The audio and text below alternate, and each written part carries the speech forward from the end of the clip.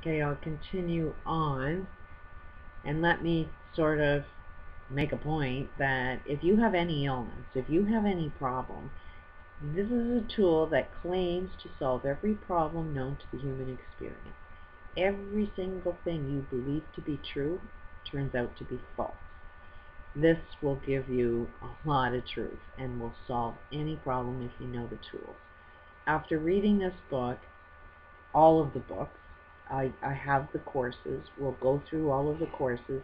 You will actually, if you can understand this and participate in this, we can design this as a course so that you can offer this help to anybody in your own communities. This is the new healthcare system, and you don't need to be a doctor to be able to heal other people.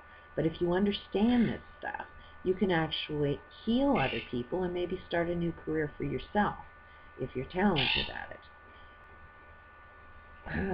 My first encounter with Russians occurred during a series of seminars in Utah. I think what actually started the ball rolling was my personal concern about Americans spending more than $350 billion a year on a military budget related to the Cold War with Russia. I thought this was an outrageous allocation of funds and resources in the world that could not afford to waste its limited and precious resources. Above all, I thought we could better use these resources for things like health, or to implement a global education program on consciousness training, or to balance our biosphere. It seemed to me that a human consciousness, or lack of it, was one of the foundations of the problem. No sooner had I made this observation than people from Russia heritage began to show up in my public conferences and seminars. Now, again, this is like a new healthcare system. This guy has made lots of proposals to the United Nations, and they are not interested in it. This guy knows systems that can transform all toxic waste into pure, clean energy, but the United Nations is not interested in it. If you got a pollution problem in your area, guess what? Landfill, there is no problem, and actually every landfill can be transformed into pure, clean energy. That's cheap, but your local areas aren't interested in it. And all it needs is to be funded, and once one starts, the profits from one can start funding others of these systems. So there's so much opportunity. We know so much. We just have to want it bad enough. We have free energy. We have so many things. But it's these elites that do not want this information out, because then they lose their power. But you knowing this information puts you in the power position. This is how you beat them at their game. Not through war. War is their game. You got to be smarter than them. Anyways, I'll read on. I soon learned that Russians tend to reference reality from a collective perspective, while Americans, on the other hand, tend towards individualism. I remember the first man who introduced himself to me as being Russian. He was reserved, self-controlled, and yet very intense. In my innocence, I treated him like any other person. During the first training session, he suddenly jumped up and started screaming at me. I responded to him screaming in what I thought was a very rational, logical manner. It made him even more upset. Then suddenly he bounded to the front of the class, threw me against the wall, locked me in a throat press, and was screaming into my face as he was raising his fist to strike me. I finally woke up. I looked directly in his eyes with unconditional love for his intensity of caring, and raising my little finger. It stopped him cold. Still with his arm up against my throat and his fist in the air, I am not sure it was just to keep my attention. He began to explore who he was and what he wanted. I realized that my total lack of presence regarding the collective dimension had caused his reaction. He, the real he, would not be ignored. He insisted on presence and demanded I pay attention to his unique Russian holodyne. This began an exploration into the unique Russian state of consciousness. For the next 6 months, Russians kept showing up in my classes. Some were American citizens who had Russian heritage, but they still were troubled by their homeland, past memories and habits of their ancestors.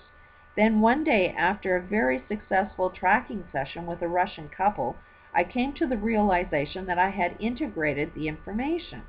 It was like a door had opened and I entered a new state of being. I got the Russian consciousness. It was almost impossible to describe, but I realized Russian thought processes were very different than American thought processes. In that discovery, I became Russian. 2 days later, I received a phone call from Barbara Marx Herbert.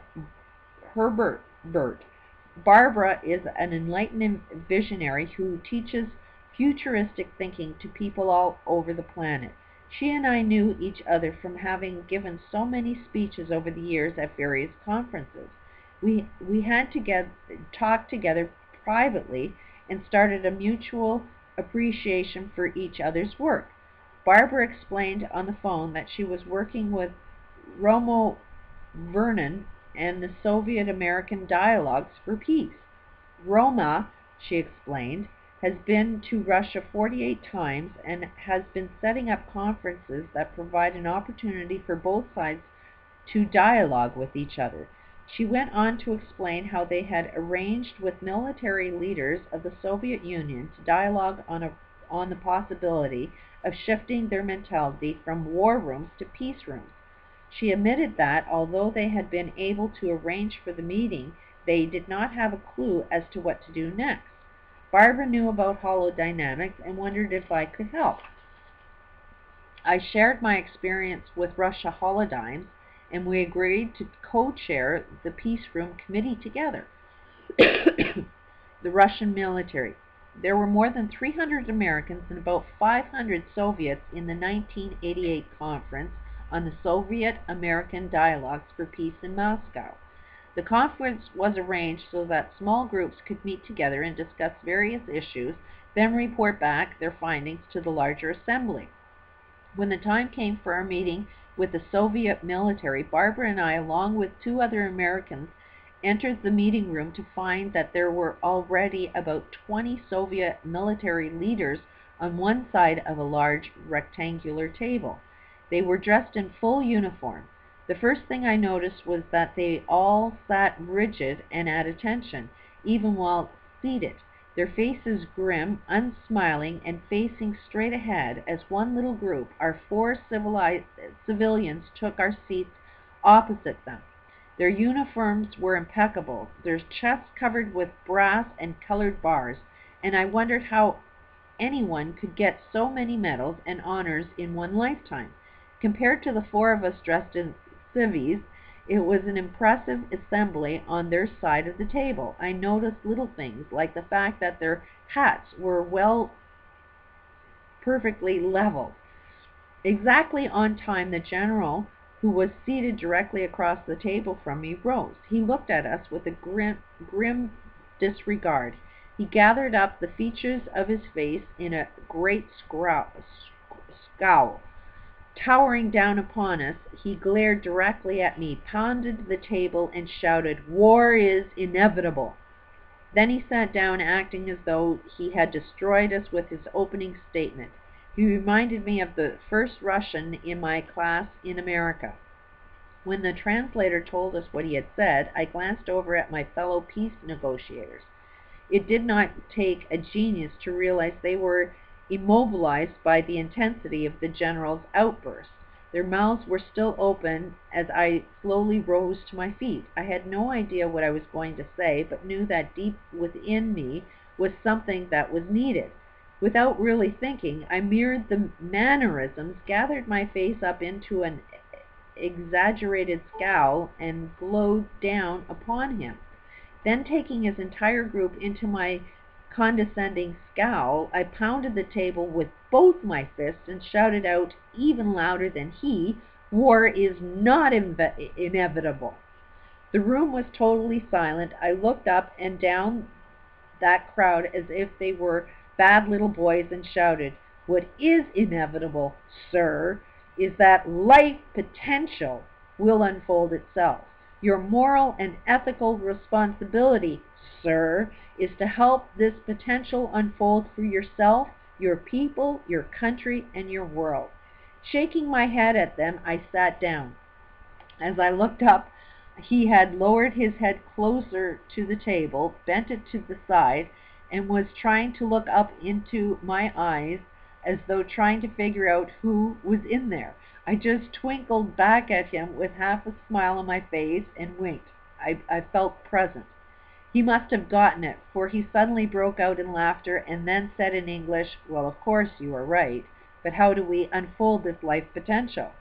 The military dance had begun, and it turned out to be a great dance. Looking back upon it now, by the time the first few steps had been taken, we had started on the path that led to the first military peace room in modern history.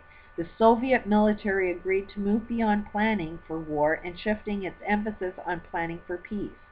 In that first meeting, the general and I became friends, working together on common purpose to unfold life potential for himself, his people, and the planet. I had often wondered what our world would be like if it were not for people like Roma Vernon and Barbara Marx Hubbard. Such people are self-initiating, self-motivated, and a constant inspiration to others. They have accomplished so much in helping so many people that it is impossible to credit them enough. They are living examples of total devotion to universal consciousness. Because of these initiative efforts, I found myself invited to meeting after meeting, called upon for input into every level of reformation as we moved the Soviet Union into more of a partnership of nations and part of the world family of nations.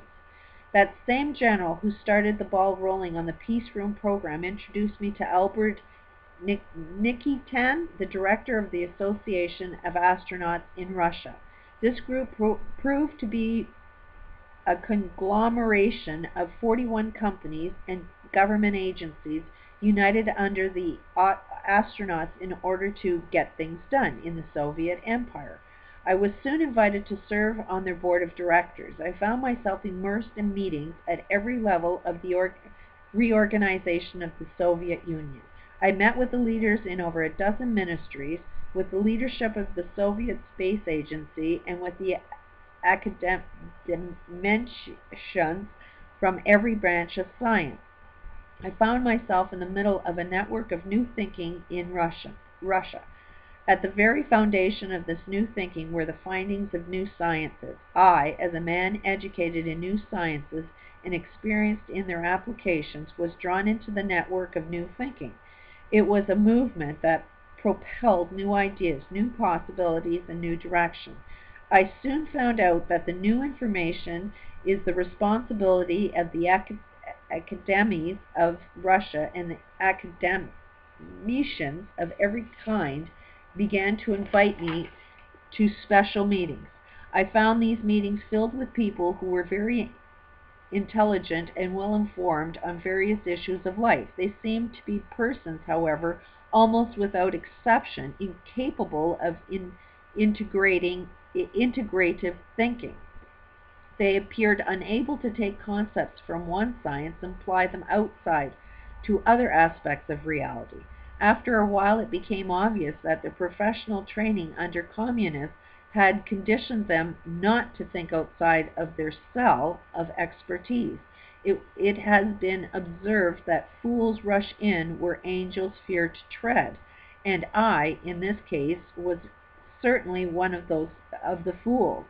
Without regard for secrets and national security of communism or the carefully laid boundaries of cellular organization, I began to integrate the findings of specific areas of academic interest to a more global perspective. I openly taught the reality is a collective state of consciousness. There is no secret. Everything is connected, and our commonness in the natural state of being, not a political creation. I shared with everyone the scientific basis for what I was suggesting. Now, what I'm seeing is, this is like WikiLeaks, is there can't be any secrets that, I've got stuff opening here. Ooh, I gotta stop.